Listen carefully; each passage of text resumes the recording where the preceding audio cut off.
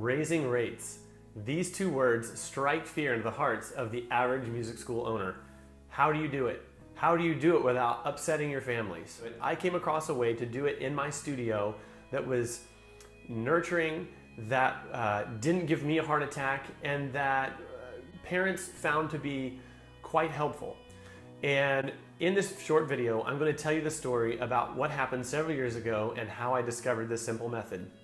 So, at a certain point, I realized that I needed to raise rates in my studio. The typical way that this is done is you send out a letter or you send out an email and you inform everyone that rates are going up, and you sit back and you wait for all the hate mail to come in. Of course, everyone kind of clenches and waits for the gut punch as families that you love, children that you have worked with for years say, "Oh, we're going somewhere else. We can't believe you're doing this." So this is just what I assumed that I would do. And like I usually do, I Googled the problem. I Googled, not necessarily for piano studios, but just I was looking for general business advice. And I just went and Googled the phrase, how do you raise prices? And of course, Google gave back millions of results. I read a number of articles, and one particular idea really stuck out for me. And it stuck out for me because it was advice that was geared towards small businesses that were in the service industry. And it basically said that the truth is that in most service businesses, customers don't know each other. And by and large, customers don't really know what you're charging other customers. And then this is what really got me. It said for a lot of flat fee businesses, they actually have real trepidation in raising their prices because they personally, the business owner, is personally connected to the price. They're really anchored to that price. They can't get that price out of their own head. In businesses where it's contract based, where no two customers pay the same price, these businesses often have a simpler time of raising their rates because they never charge two customers the same thing anyway. And that's when it hit me. I knew psychologically that I was reticent to raise rates because I was personally attached. I was psychologically attached to the rate that I was in. And this is the idea I came up with. I said to myself, who said that I have to raise rates on the current people that I'm seeing?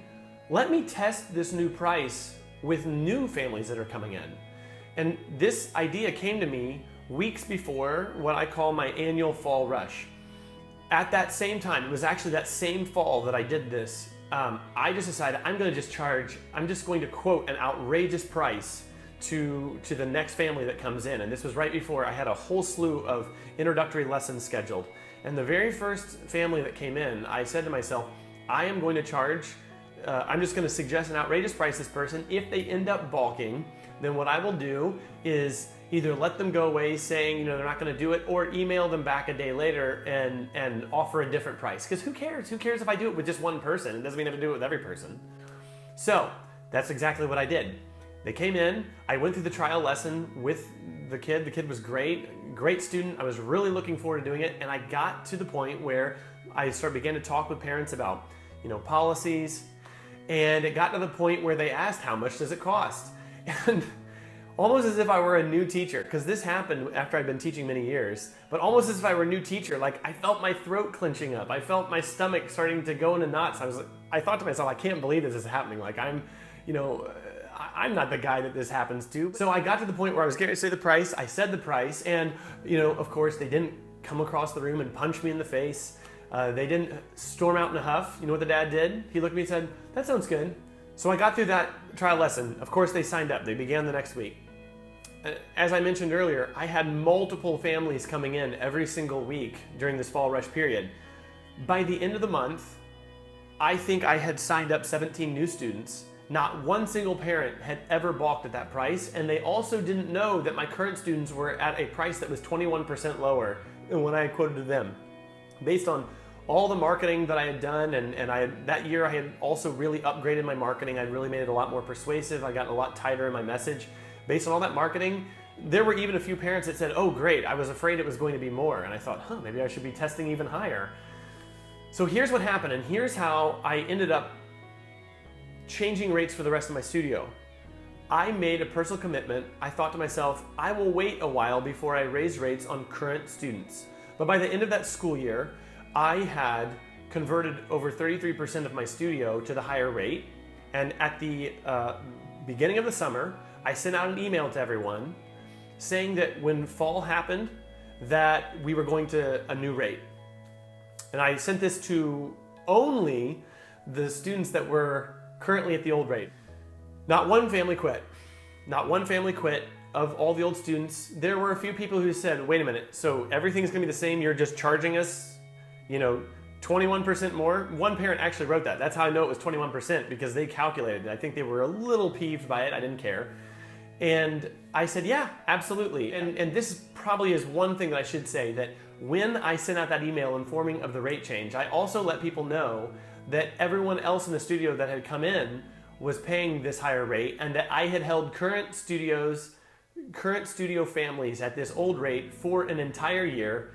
I can't remember the exact verbiage, but it was something to the effect of, like, as a show of support or thank you or something like that. I did it in a strong way. I didn't do it in a weak, groveling way.